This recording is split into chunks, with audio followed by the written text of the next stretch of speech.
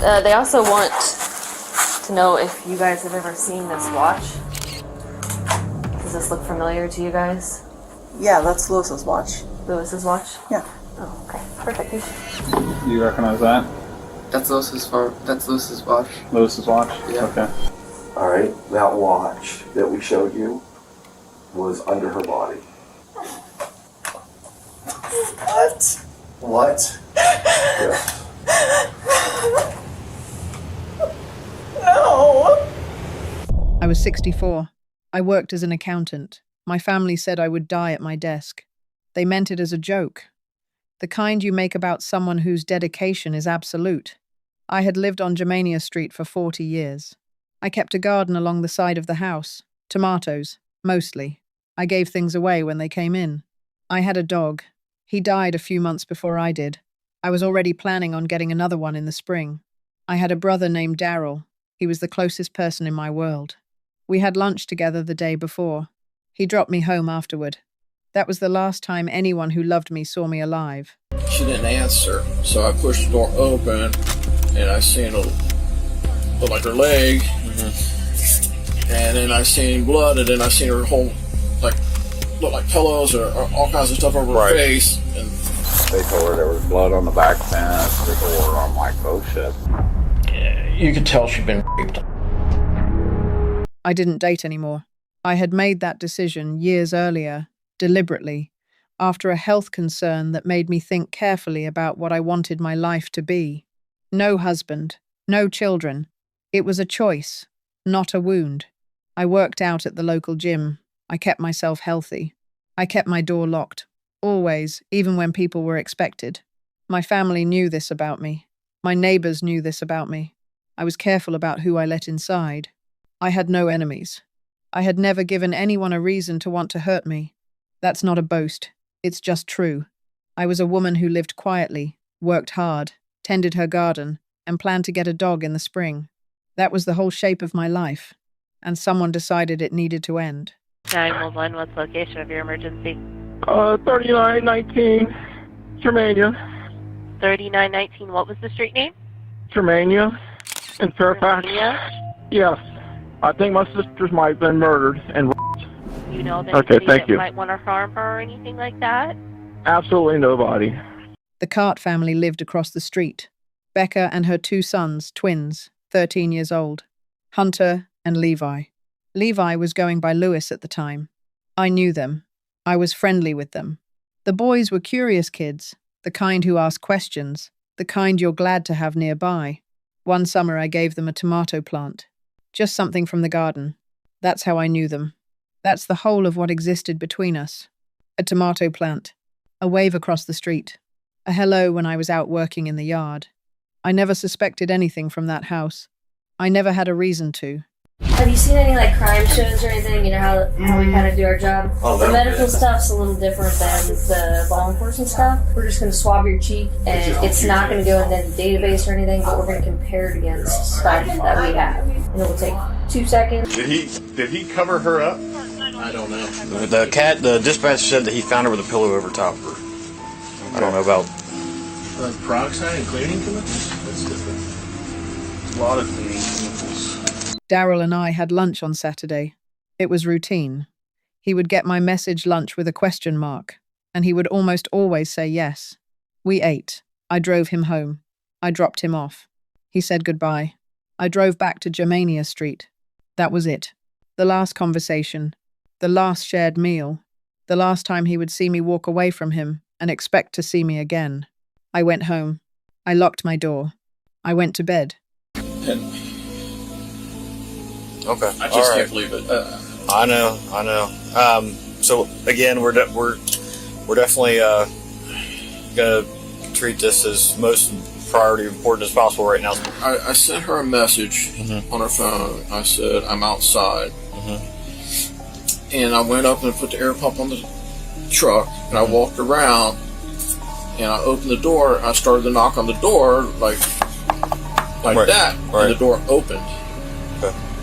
She didn't answer, so I pushed the door open. He came in through the back. The blood trail said so, leading from the bedroom, through the house, to the back door, and out through the gate. He brought a knife. Maybe more than one. He hit me first. Blunt force trauma. Then he used the knife. Then he covered my face. He tried to clean the scene with household chemicals before he left. He was 13 years old. He had researched this. He had looked up knife fighting classes 2 days before. He had searched the Fairfax Police Department on the morning he did it. He had spent months on TikTok telling strangers he felt no empathy, that he had killed animals with a knife, that he wanted to make a violent name for himself. He left his watch behind. He left his DNA under my fingernails. I fought back.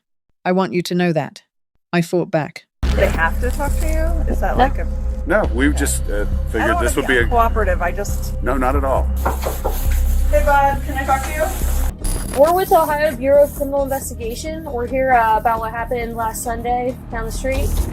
And we're trying to talk to everybody in the area. They want to get to know more about Denise. Okay, that's what I was going to ask you, if you ever taled to her, or you knew her name. She was very seclusive. I mean, she always took to herself, worked in her little garden alongside her house. Yep. So we are very cordial with her. I think because every time we walk by, she's super nice. Yeah. Say hi to the kids. Okay. The only people I've ever seen over there were her brother, like ever. Yeah. Okay. And then anytime we've talked to her, it was always like about gardening, or she's always very super nice, like gardening or like the dog. Her dog passed maybe a few months ago, and she was like really distraught. She told me she was hoping to buy a new dog in the spring. That's all like very like casual conversation. Like one summer she gave us like a tomato plant. Like it's very friendly. Yeah. Been there a long time, 40 years probably. Yeah, close to it. And her dog just recently died. That's what I was going to ask you about her dog, or if anybody watched her dog for her ever, or not that I know of. No. Now she kept to herself. She didn't have a boyfriend. I didn't know about her dating or anything. Yeah. She's been on dates a long time ago, but it's been, sure. She just kept to herself, and I just can't believe something like this happened. I didn't answer his message Sunday morning. He sent it just after 11. Are you skipping the shorthand between siblings who have had the same routine for years? No response. He called. No answer. He thought maybe I'd left my phone. Gone shopping without it. I'd done that before. He drove over. He knocked on the front door the way he always did. The door went open. Just opened. He said those words to the detective. It just opened. And I'm like, that's not good. He walked in. He saw my legs on the bed. No movement. He saw everything else. He called 911. He sat in the ambulance afterward and could barely speak. He kept saying he couldn't believe it. He was right not to believe it. Nothing that happened in that house was believable. She'll send me a message and she'll have lunch. Question mark, want to know if I want to go to lunch. And I usually say yes. And I didn't get that today. And if you look, I sent her a message a little after 11. I said, are you skipping? Yes, I see. And I didn't get a response, which is a little odd. Then I tried calling her and I didn't get a response. And I thought maybe she forgot her phone. I hope she didn't fall or anything like that. And I need to go to her house and see what's going on. But when I seen her car there, I knew she didn't go anywhere, because I thought, well, maybe she took off and went shopping without her phone. She's done that before. Mm-hmm. And that's why she's not answering. I went to knock on it like that. Mm-hmm. I always do that. The front door? Yeah, the front door. And as I did it, the door went open. It just opened? It just opened. And I'm like, that not good. Hopefully she's like working on something and busy working or whatever. Then when I looked in, I seen her legs on the bed, no movement. She's not saying anything. And when I looked, it looked like somebody had ripped her pajamas open and covered her face up with stuff and smothered her, probably would be my guess. Mm-hmm. You could tell she'd been Okay, has she talked to you about any boyfriends? No. She does not have a boyfriend? She doesn't have a boyfriend. Has she had one recently? No. Like when you say no, never? Or not in a long time, in years. Okay. And one reason was you have to understand her type of thinking. They found cyst on her kidney. Okay. And she thought she might be polycystic. They didn't say she was, but so she decided she wasn't going to have any children because she didn't want to pass that on to the children. Okay. This is the type of person she is. So she wasn't really dating anymore. She quit dating and going out dancing and stuff like that many years ago. And I told her, I said, you know, there's a lot of guys out there who don't want children. I said, but, you know, I wasn't going to argue with her about it. She doesn't have an ex-husband? No. Okay, no children? No children. Okay. No hasn't dated in years, you say? In years, yeah.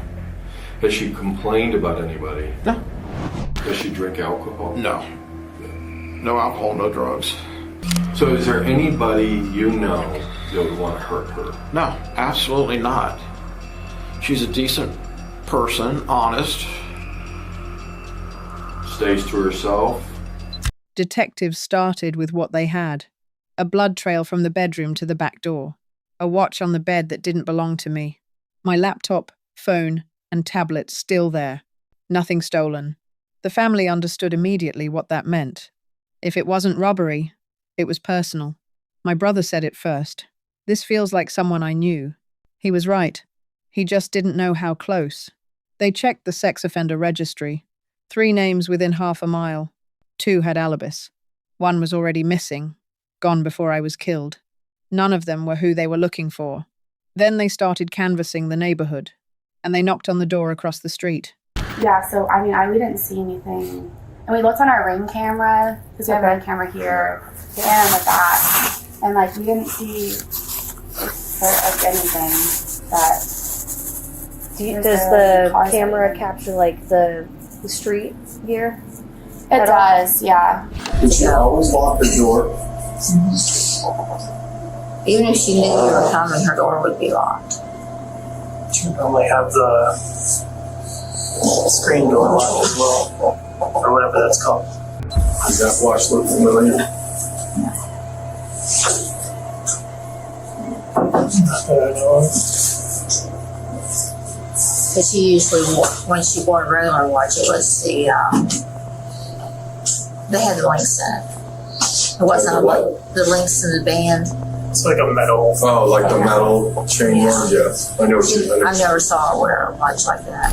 To me, it sounds like, you know, just from watching like cop shows and stuff over the years. To me, it sounds like a targeted attack. It was somebody that she knew. Not that I would know who it is, but right. Because normally when you see something like that, and I don't know if there was anything stolen or not, but everything it seems like everything was there. You guys found her laptop, her phone, her tablet, and that was said when we were here. Mm-hmm. So and those are the types of things that somebody was robbing. Easy to grab, easy to get out. And that's why I think it's somebody she knew. Becca told the investigators about her son's face. The scratches, the hospital at 6 inches the morning. The cat startled him in the dark. They got scared. She rushed him to the ER. CCTV confirmed it. She was holding his arm in the waiting room. He could barely walk. She got him a wheelchair. 15 minutes in the treatment room. Stitches on his nose. Home by 7:28 a.m. That's when the sirens started outside. That's when Becca opened the window and understood something had happened to me. She told her son. He cried. He went to stay at his father's house to get away from the chaos on the street. It all fit together into a story that made a certain kind of sense. Cat scratch, hospital, home, sirens, tears. A coincidence so complete it almost didn't look like one. Almost. Do they have to talk to you? Is that like a... No, we just figured this would be a... cooperative, I just... No, not at all. Hey bud, can I talk to you? Neighbor Jonathan Boschert and his family have been living in Fairfax for 3 years and say a big reason they moved to the village is because of its safe reputation. It's jarring, I would say. Very unusual. It's still hard to believe that it happened this close. Boschert just hopes it's an isolated incident. So my son went to spend the afternoon with his dad because he had fallen earlier that day. And anyway, just kind of recover and have some time away from the house and stuff and from his brother. And then I noticed kind of the stuff happening around us. And so I was like, let's get him out of here. Hi. Hello. So cool. Oh. How are you? Good. Sorry, my kids are inside and I have not spoken to them about what happened. Okay. Gotcha. Yes, totally understand. We're with Ohio DCI. I don't know if you talked to anybody yet or know who you are. Okay.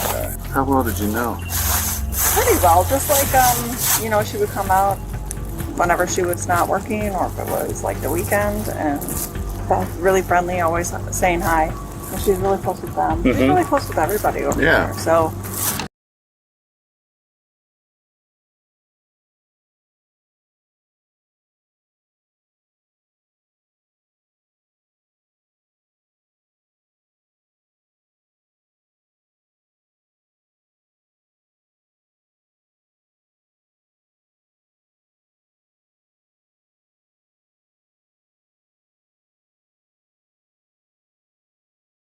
Hi. Oh. Now you are Hunter. You want to come sit down? Yeah. So it's a little How are less.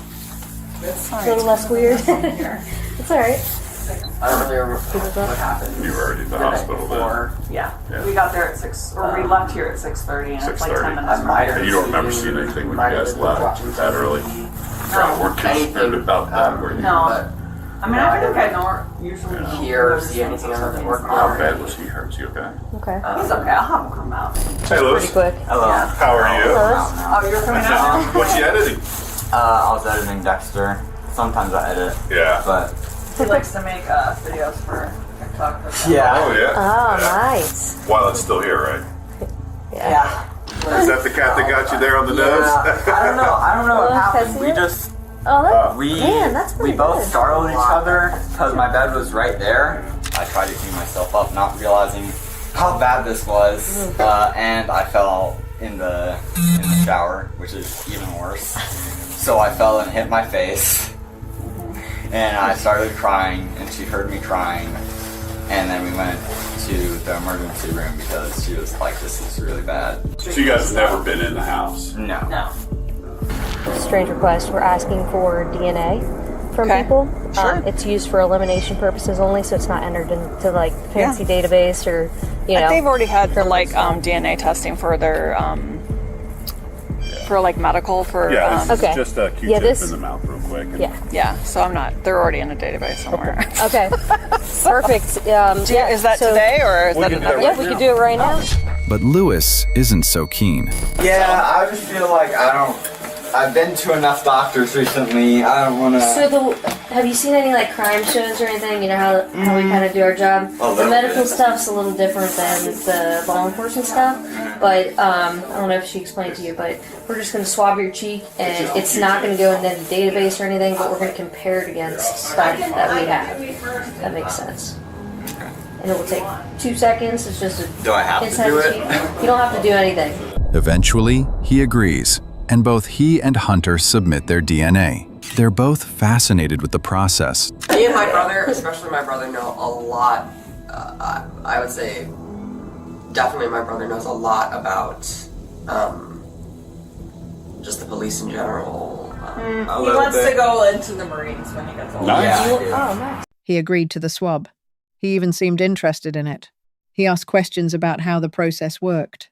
He told them his brother knew a lot about police procedure. He said it like it was a point of pride.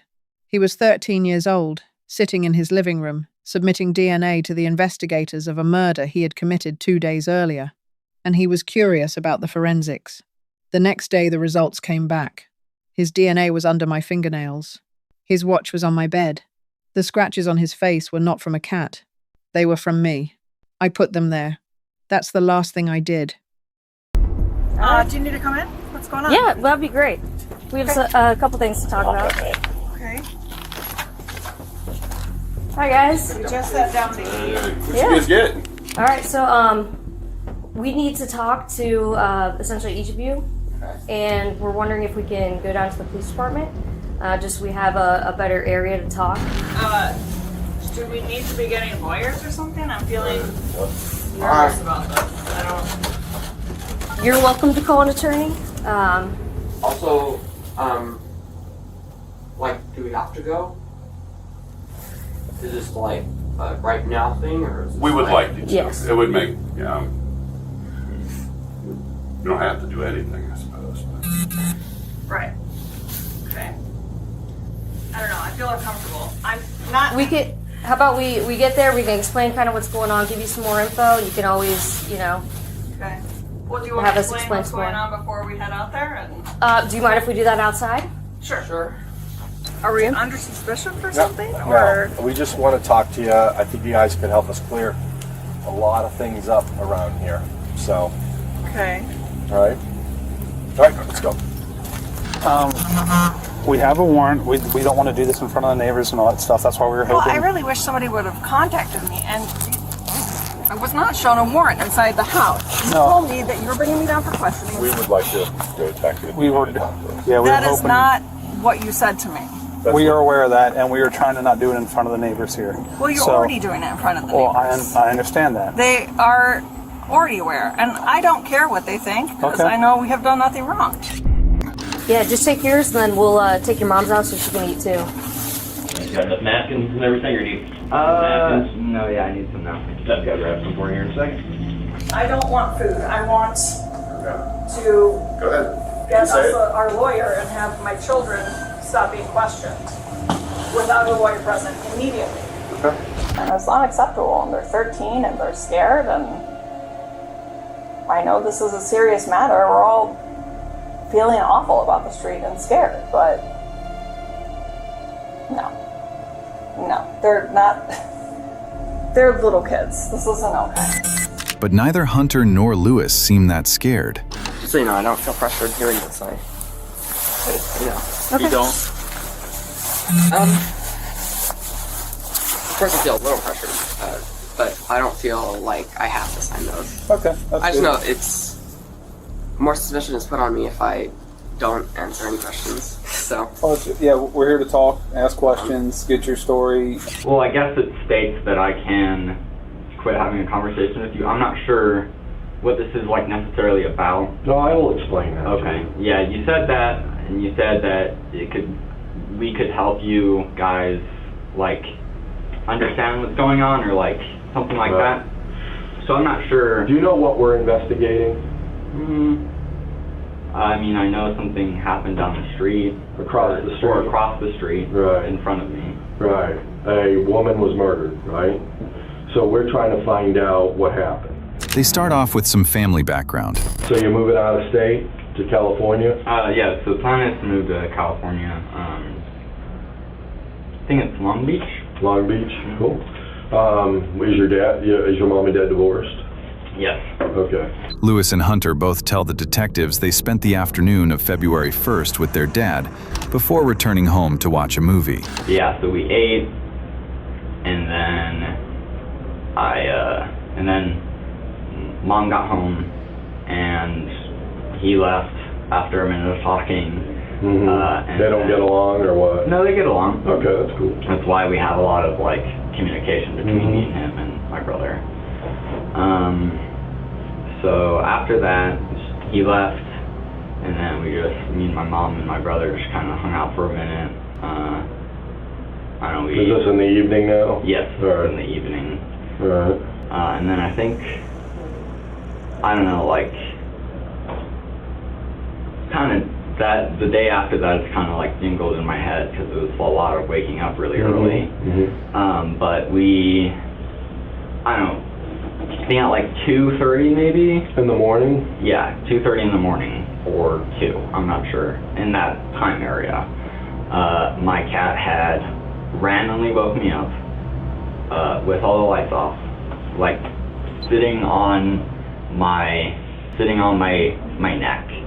He started scratching my face, and first he started scratching like my arms because I was like trying to like get him off of me because I didn't know what was going on. Mm-hmm. So he like scratched my face.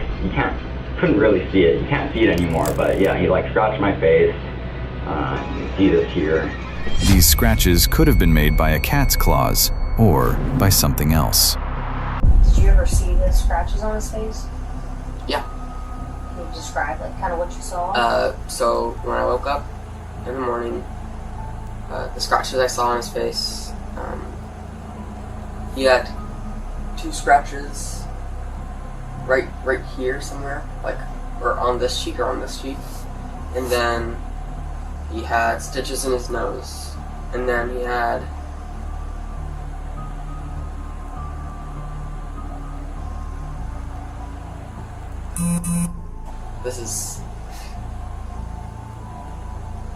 seems even more suspicious because he had extra like red scratch marks on his face. Outside the interview room, Becca is getting more and more worked up. Are you accusing them of murder? I am not. Is that why they're being detained? Because they're under suspicion for murder? They're questioning to find out if they know any additional details. How would they know anything? Then the boy's dad shows up. So there's no. So now they're not talking to me at all. There's no way for a legal guardian to go into that room and tell them to not answer any further questions without a lawyer. That's my understanding. They're 13 years old. And then I just spent like, I don't know, like 3 hours maybe, or a long time trying to like fix myself up. Again, to give more context, fixing myself up, the reason why I didn't like help or ask my mom or my brother or wake them up is because we were literally just about to do photos that day. Like family photos? For the house. Oh, for the house. Yeah. I see.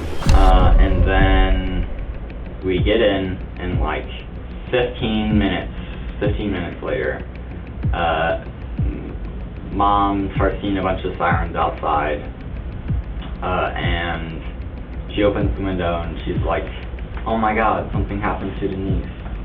And me, already in a panicked, weird state, because I am having to, be like, Marshmallow did this, and he's right in front of me, and still crying because I feel like I ruined, doing photos so we could get out of here, get out of the state, go to California.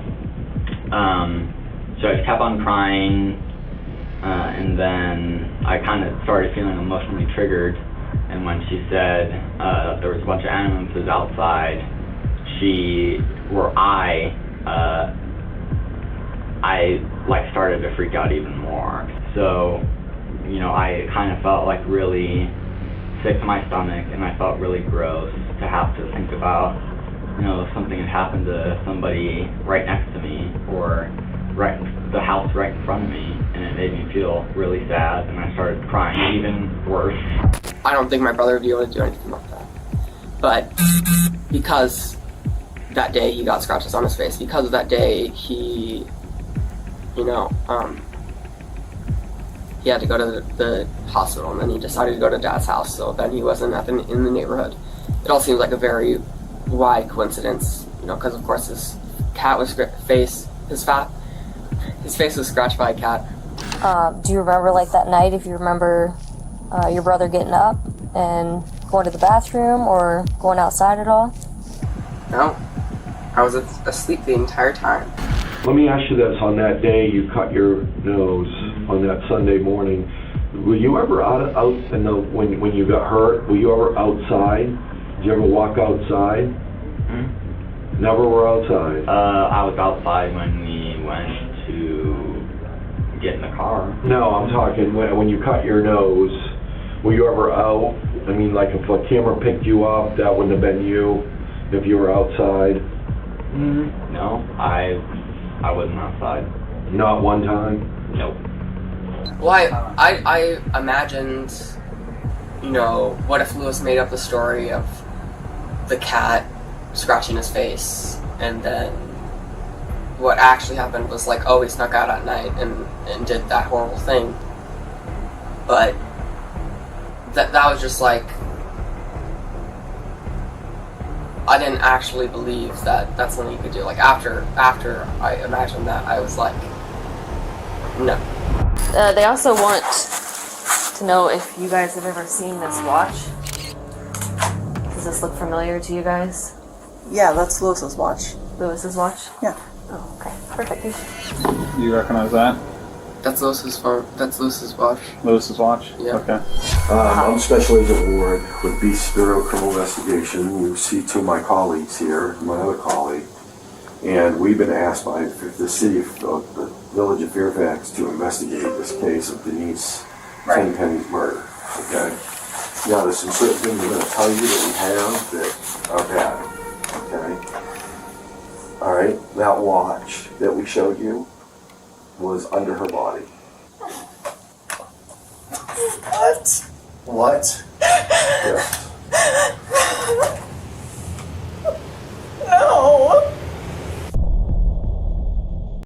The detective showed the family a photograph of the watch, the one they found on my bed. Becca recognized it immediately. That's Lewis's watch. She said it twice. That's Lewis's watch. The watch that belonged on her son's wrist. That was on the bed of the woman across the street. That was found under my body. There is a specific kind of silence that follows a sentence like that. The kind that means everything in a room has just changed. The kind that can't be undone. Becca sat in that silence. And then she started to understand what kind of investigation she was actually inside. Hunter told them things he probably didn't mean to tell them. He said Lewis had talked about feeling empty, about feeling violent, about hurting people. He said Lewis had never acted on any of it. And then he said, I know. It seems I'm definitely incriminating him by telling you guys all these things. He said it with the clarity of a person watching a picture form in front of him that he doesn't want to be real. He said, I imagined what if Lewis made up the story of the cat? What if he snuck out at night and did that horrible thing? But that was just, I didn't actually believe that's something you could do. He repeated it. I didn't actually believe that. He was right to say it that way, because it turned out to be true. And he was the one who helped them see it. So you're saying that his what are you saying about the swabs? His DNA is at the scene. No! No! Do you think sometimes people do something that they regret out of character for themselves? They do something, they get kind of scared, and they don't want to talk or tell anybody about it? I think sometimes. Go ahead, I'm sorry. Like if you're cheating on somebody like that, you're going to regret that, right? Yeah. So do you think somebody can do something and get nervous and maybe do something they weren't intending to do and things get out of hand and something bad happen? Do you think that could happen? I mean, I think everybody, is human, so... Right, exactly. I think that could happen. You think that could happen? Okay. So, you said you've never been in Denise's house, never been... Okay. Do you know what DNA is? You ever heard of it? I've heard of it. Okay. So, we're trying to figure out, and I want you to help me explain this, okay, why your blood would be in Denise's house. That's what we're trying to figure out. Well, I'm not sure. Because, I don't know, how is it my blood? That's what we're trying to find out. Because I don't know why it would be in my house. In her house. I don't think you're telling me all the truth. What? But I'm not lying. Well, I think you're about how you got hurt. What? I think you're lying about how you got hurt. That's my opinion. But why would I do that? In October 2024, he was messaging a stranger on TikTok. He said, I have a large lack of empathy because of my childhood. He said he had hurt animals before, consistently, with a knife. On January 24th, 8 days before he came into my house, he searched causes of being sadistic. So, if you were, and things got out of hand and you had to defend yourself, or you were attacked, hence the scratches and the nose and the scratches on the arms, obviously you were attacked in some way, that would make sense to me. My brother's loves true crime or something. It's very investigative. Right, that's cool. He tried to search up the audio. I didn't hear it, or I guess they said that there was a 911 call, I guess. Yeah. And mom had said that maybe she had been, or that somebody said that it looked like she was raped. Which, in my mind, that doesn't sound like self-defense if it was. I don't believe there was a rape. Oh, you don't? I don't. No. I kind of thought it was, if I'm being honest, but. No. But I guess my question to you is, could you have defended yourself? I mean, is that... Like I said before, anything's possible. I understand that, but now we're talking in vague terms, you know? So I need specifics. I don't know, I doubt that that's a possibility, that I would be defending myself because I wouldn't be in that house in the first place. There's no way, even if he did kill her, there's no way he's the one who killed her. Okay. He's not that type of person. Okay. Basically, my father was really, really abusive. Not like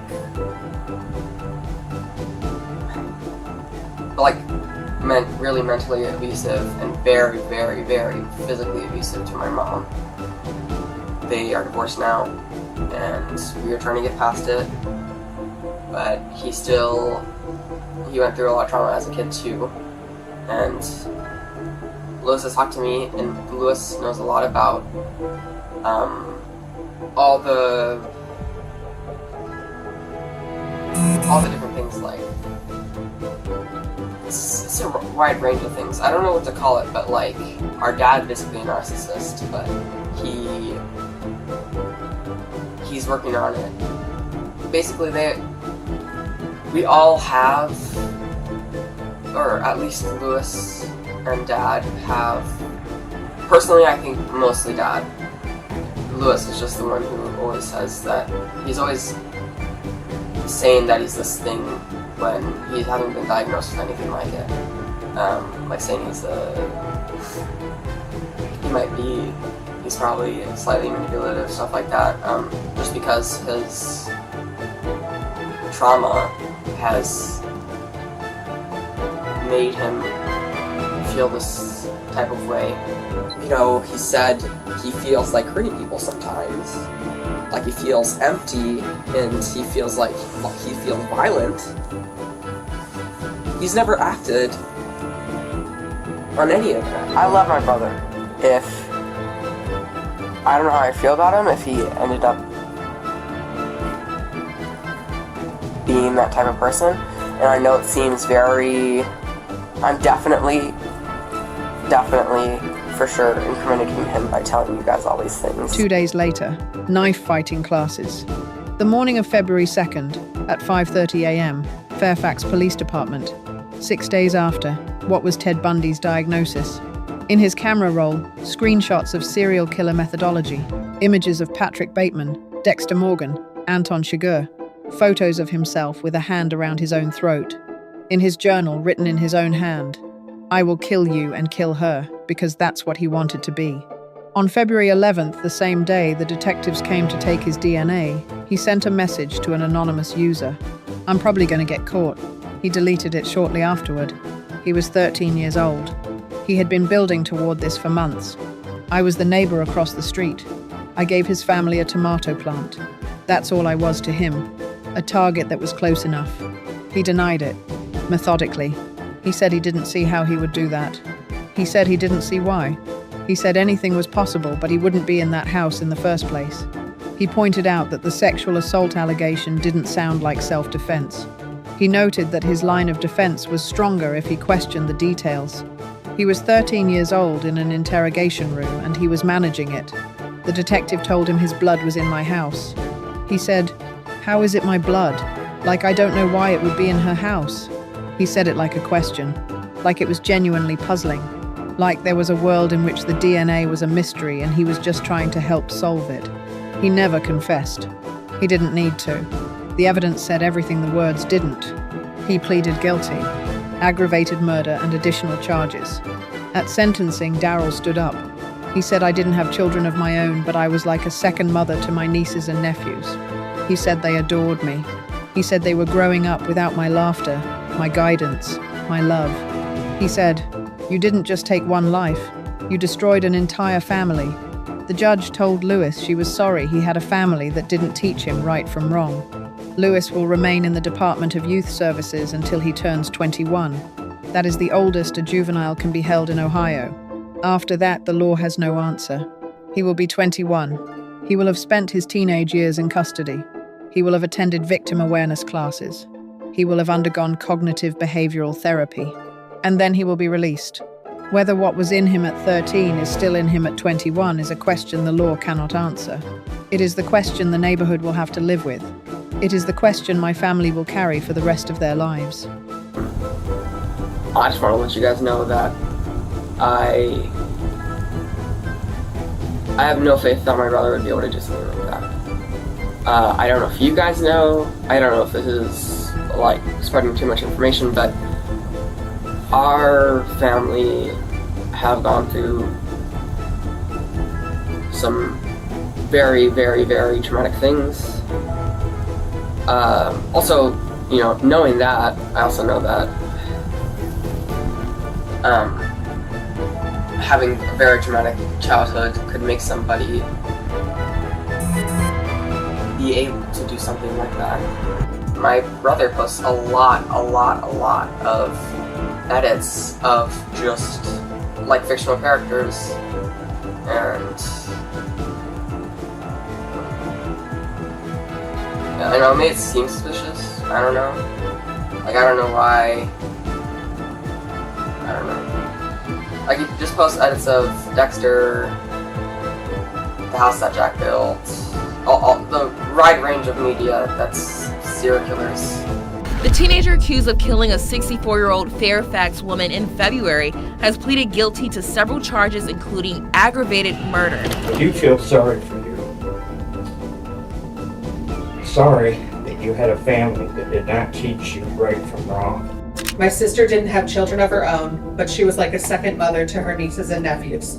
They adored her, and now they're growing up without her laughter, her guidance, her love. You didn't just take one life, you destroyed an entire family. I kept that door locked. Always. Even if people were expected. Even if I knew you were coming. That's what the people who knew me said. She always had the door locked. I was careful. It didn't help. Because the person who came through that door was someone I recognized. A 13-year-old neighbor I had been nothing but kind to. Who had spent months online telling strangers he felt nothing. Who had written in his own journal exactly what he intended to become. Who came into my home in the early hours of February 2nd with a plan he had been building for months. I gave his family a tomato plant. I waved to him from the yard. That was the whole of what I knew about him. And it was enough.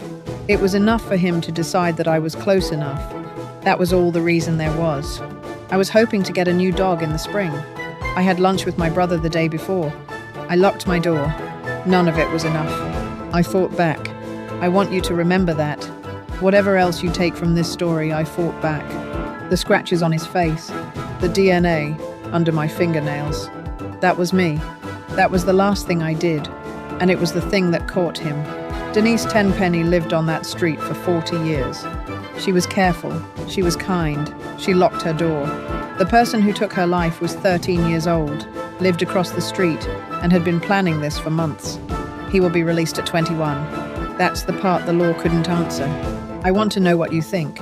Does a child who plans a murder the way this one did the searches, the journal, the messages, the methodology, does that child become a different person at 21? Or is the question about what we do with the 8 years before that door opens? Drop your answer in the comments. If this kind of storytelling is what brings you here, cases told from the inside, hit subscribe. Every episode on this channel is built the same way. Primary sources, real documents, the story, the way it actually happened. New episode coming soon. Stay close.